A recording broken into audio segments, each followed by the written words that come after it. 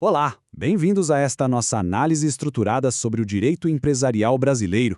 A nossa missão aqui hoje é pegar aquela doutrina jurídica que costuma ser bem densa, cheia de regras, incisos e parágrafos complexos, e traduzir tudo isso em um mapa visual super claro. Vamos mergulhar fundo na anatomia das sociedades empresariais e entender de uma vez por todas como essas empresas funcionam e como elas constroem seus escudos de proteção jurídica no Brasil. Sabe, todo negócio carrega seus próprios riscos, né? Isso é simplesmente um fato do mercado.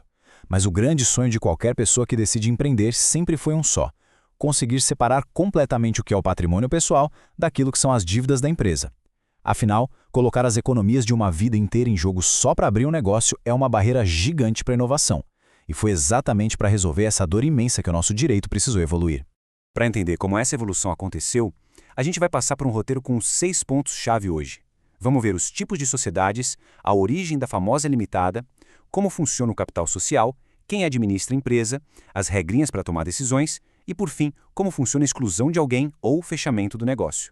Então vamos começar com o nosso ponto 1, tipos de sociedades empresariais, e dar uma olhada no cenário da responsabilidade. Antes da gente falar sobre o escudo protetor ideal, é super importante dar um passo atrás e olhar para como as coisas funcionavam nos modelos mais antigos que deixavam todo mundo bem exposto. Imagine a estrutura em nome coletivo, por exemplo. Lá todo mundo ficava totalmente na reta pelas dívidas. Se a empresa quebrasse, os bens pessoais de todos os sócios respondiam por tudo, de forma solidária e ilimitada. Já a comandita simples trouxe uma ideia um pouquinho diferente, misturando os riscos. Ela separa os gestores, que arriscam tudo, dos investidores comuns, que têm sim uma proteção. Mas, vamos combinar, quem estava ali no dia a dia administrando ainda ficava numa posição de vulnerabilidade extrema, né? E é aí que entra o nosso ponto 2, a origem da limitada, a verdadeira heroína dessa história toda. Como esses modelos mais antigos eram super arriscados, os comerciantes precisavam de algo muito melhor e menos burocrático. E olha que interessante como isso rolou. Essa inovação incrível começou lá na Alemanha, em 1892, com a criação da GmbH. A ideia se espalhou como fogo e logo chegou a Portugal. Aqui no Brasil a coisa demorou um pouquinho por causa de alguns debates no Código Comercial, mas a limitada finalmente foi introduzida em 1919. O mais legal é que o modelo foi ganhando tanta força na prática que em 2002 o nosso Código Civil abraçou a ideia de vez, regulamentando a LTDA fortemente e transformando ela no tipo societário que a gente mais vê pelo país. O que nos leva ao ponto 3, capital social e cotas. Vamos entender exatamente qual é a mecânica por trás desse escudo. Olha, a sociedade limitada é sem dúvida a solução definitiva para a maioria das empresas hoje. Mas atenção, o escudo de proteção dela não liga sozinho num passe de mágica. Tudo depende da mecânica financeira ali por trás. Pensa no momento em que a empresa nasce e os sócios assinam o contrato. Ali, eles prometem colocar um determinado valor no negócio. Essa promessa, esse compromisso que fica no papel, é o que o mundo jurídico chama de capital subscrito. É o fôlego inicial prometido para a empresa existir. Mas promessa não paga conta, certo? O momento crucial mesmo acontece com o capital integralizado, que é basicamente o instante em que o dinheiro sai de fato do bolso do sócio e vai lá para a conta da empresa. E por que isso é literalmente o divisor de águas? Porque até que todo aquele valor prometido por todo mundo seja entregue, todos os sócios continuam solidariamente responsáveis caso falte alguma grana. Para você ter uma ideia de como isso é sério, a regra de ouro do artigo 1052 do Código Civil mostra bem qual é a pegadinha. O escudo da responsabilidade limitada só é 100% impenetrável depois que cada centavo daquele capital prometido for pago. Enquanto tiver parcela pendente, se a empresa contrair uma dívida, essa dívida pode sim ultrapassar a barreira da empresa e alcançar os bens pessoais dos sócios até o limite exato do que falta para fechar o capital total. Entendido o escudo, vamos ao ponto 4. Administração e Conselho Fiscal.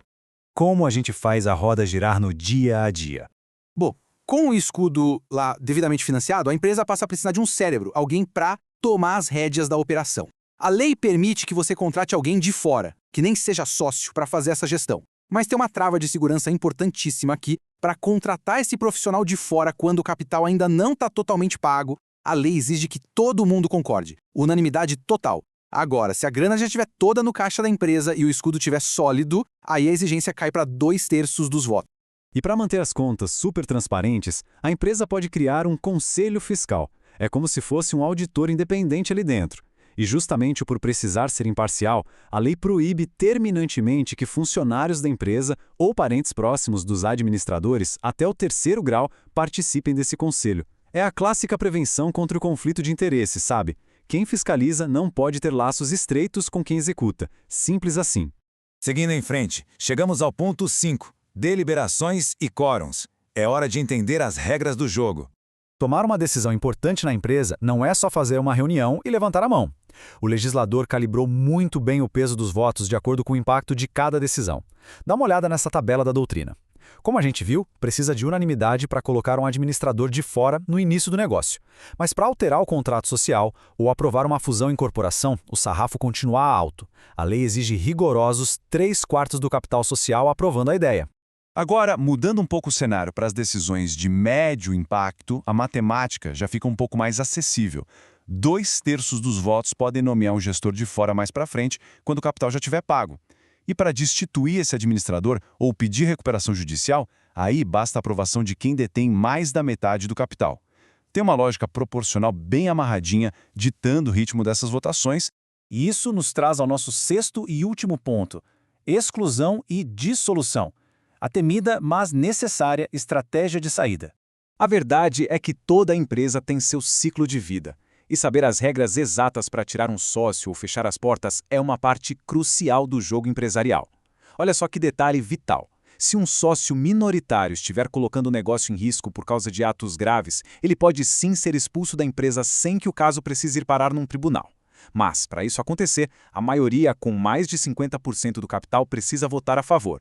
E, mais importante ainda, os fundadores precisam ter incluído uma cláusula específica de justa causa lá no contrato original. Se não tivesse a cláusula, vai ter dor de cabeça e processo judicial com certeza. E por fim, a empresa inteira também pode chegar ao fim e ser dissolvida. O Código Civil lista as situações onde isso acontece. Pode ser simplesmente porque o prazo de validade da empresa venceu, todo mundo decidiu por unanimidade fechar as portas, ou o negócio ficou com um sócio só por mais de 180 dias. Vale lembrar que hoje em dia a lei é bem flexível e permite transformar a empresa em unipessoal caso a pessoa queira continuar tocando o negócio sozinha. Então, depois de dissecar toda essa anatomia da limitada, os quórums de votação e como esse escudo protetor do capital social funciona na prática, a gente fica com a reflexão principal. O direito oferece todas essas ferramentas incríveis, mas o grande desafio é saber combinar tudo isso com a realidade do seu negócio. De que forma você pode usar todo esse conhecimento hoje para tomar decisões muito mais seguras amanhã? Fica aí a provocação. Espero que essa nossa explicação visual tenha jogado uma luz nessas estruturas jurídicas. Muito obrigado por acompanhar essa análise e a gente se vê na próxima.